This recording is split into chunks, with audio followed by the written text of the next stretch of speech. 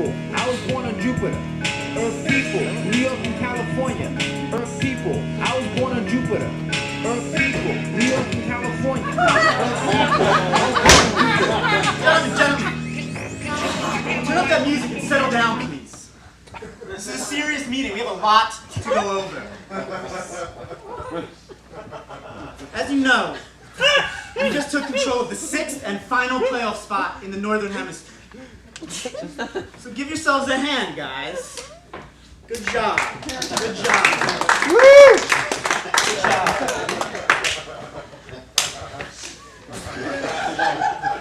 Reggie, put a freaking towel around yourself. I don't want to have a conversation with your bait and tackle.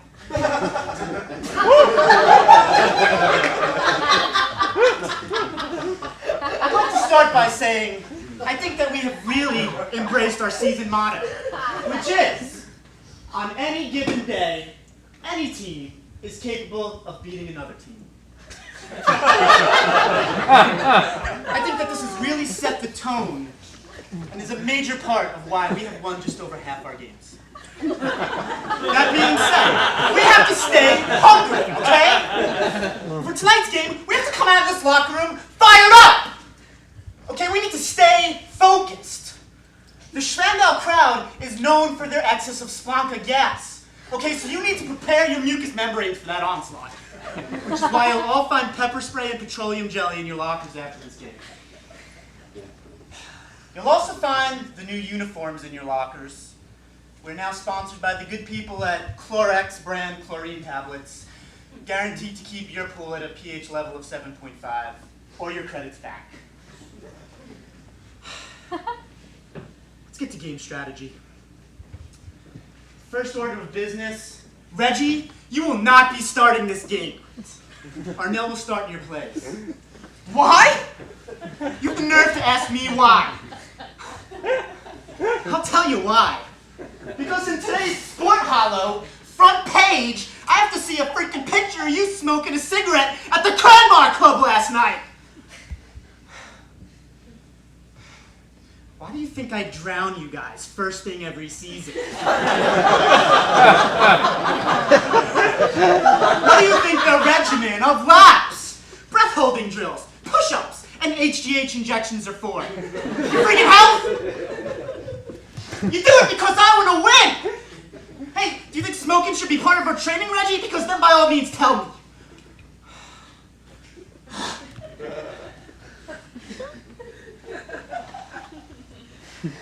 Gentlemen, as a famous, wise, and quite mad dog obedience trainer once said, there is no I in team. But if you turn the W in water upside down, there is our team in water.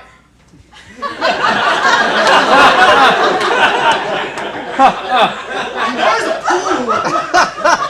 There's a pool in Polo. And so the point is, okay, look, I think you guys are forgetting about all the advantages Lavonians have over humans. Maybe we need to go over them for a second. Number 1, jet propulsion along with webbed hands and feet. Why do you think we call them squids? Basically, they can swim 4 laps to R1. Hey, will smoking help us with that, Reggie? Number 2, camouflage. The ability to instantly change the color of their fur allows for a major strategy and communication advantage. Hey, will nicotine addiction help us understand their color language, Reggie? I'm just checking. I just want to make sure you don't know something I don't know. Number 3, they can breathe water. Kind of a major pro for a professional water polo league association player.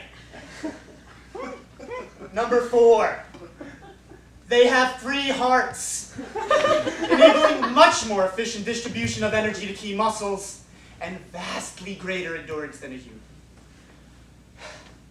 Okay, now look, I'm not saying that we don't have any advantages, okay? Your average Lavonian has an arm like a 700-year-old Quelax.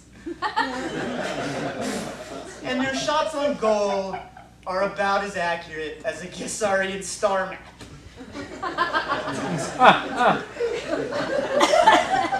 But seriously, and perhaps most importantly,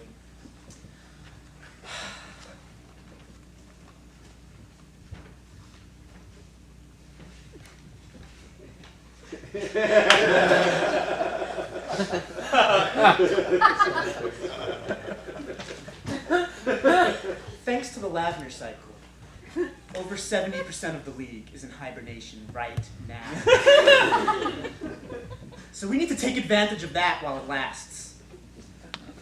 And last but certainly not least, we have a fat goalie. No offense, Gunther, but why do you think I have you on a diet that requires you to eat 300 churlates a day? More fat equals more buoyancy equals more saves. Now I had a sort of moment of divine inspiration last night. I was having my nightly hot bath / strategy session when I accidentally dropped the rule book in the water. That's when it occurred to me. What we need to do is refract the rules a little bit.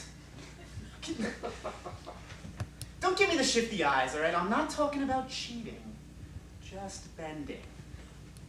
Now I know, as the only all-human team on Lavonia, the only team with any humans on it at all for that matter, we won't have any trouble keeping this within the 120 walls of this geodesic dome.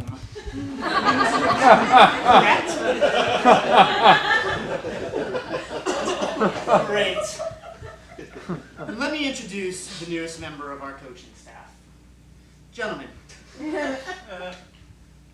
this is Belichick Bot. And he just so happens to have a holo recording of the Schwartz last practice. After analyzing these recordings together, we have found that the Schwartz are planning on playing a 4-2 formation and seagoing us all game. Let's ready the pool, B-Bot.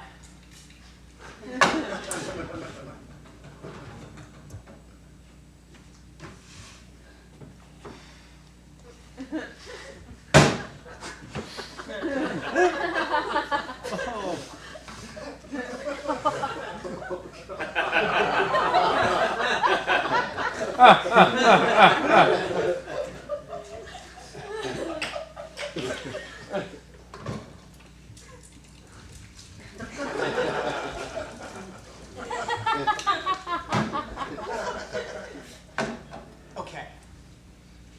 Here's the player to look out for. Xerxes. He's a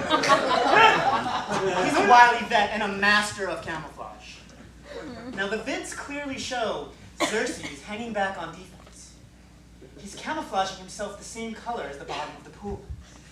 So our defender loses track of his location. Now when the Schwartz gain possession of the ball, they make a long, dry pass to him, hence seagoing us. And since none of our defenders have inside water, he has an easy shot on Gunther.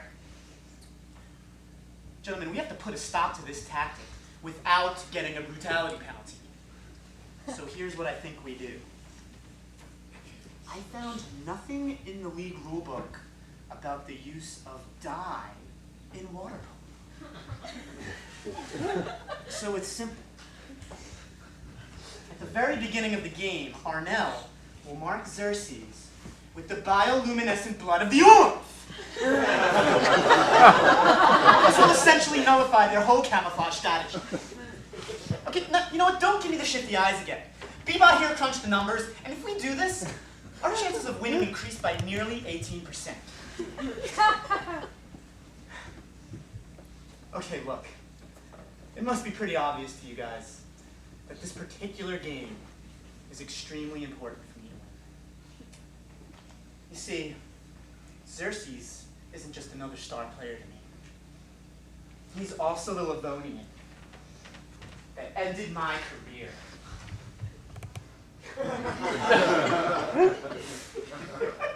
13 years ago, I came to this planet from Earth as an exchange student with a love for two things: water polo and the study of intergalactic relations.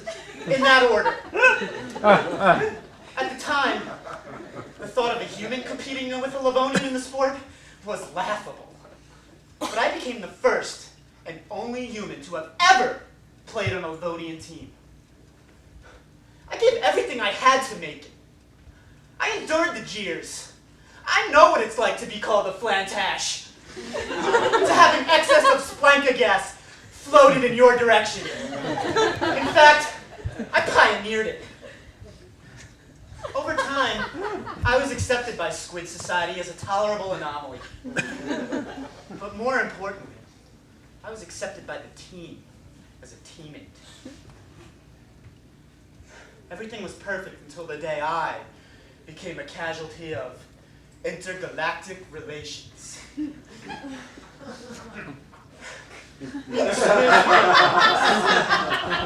Doing our usual warm-up routine, we'd use the 30-foot diving platform and show off our diving ability and just kind of generally goof around a bit before practice started. Well, this particular day, Xerxes said he bet I couldn't nail a 3.5 backwards pike with a twist. Full of bravado, I sprinted up that ladder and launched into it. It's my last memory until I woke up in the rejuve ward.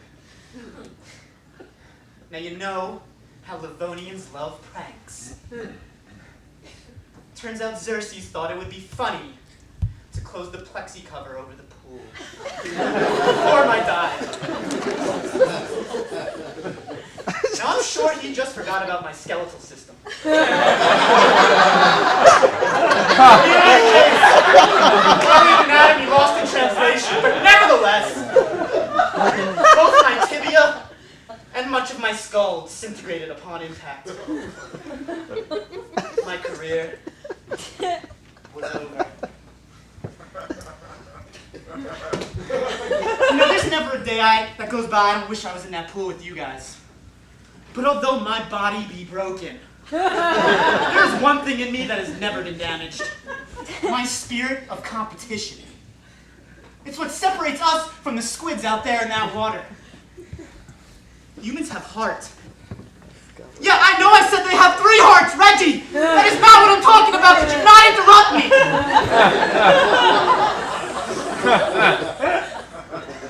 I'm talking about that insatiable drive humans have to be better than one another.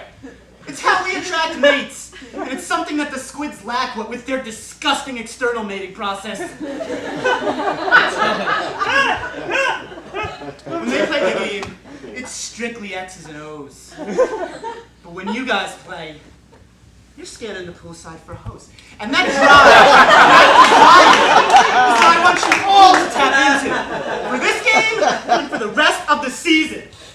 The knowledge that if you win the championship this year, you will have glory as your tool to use to woo a trophy wife after you return to Earth after a 15-year hyperspeed journey. And even though, due to a cruel property of physics, over 150 years will have passed on Earth in that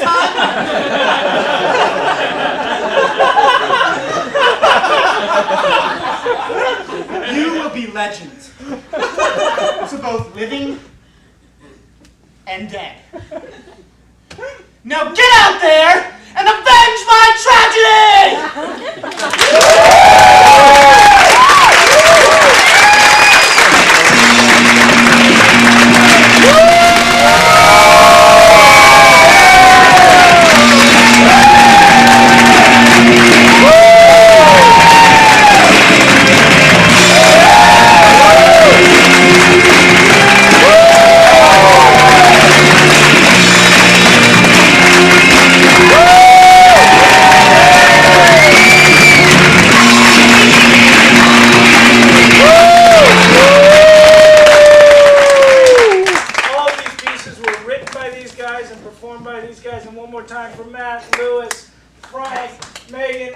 Michelle and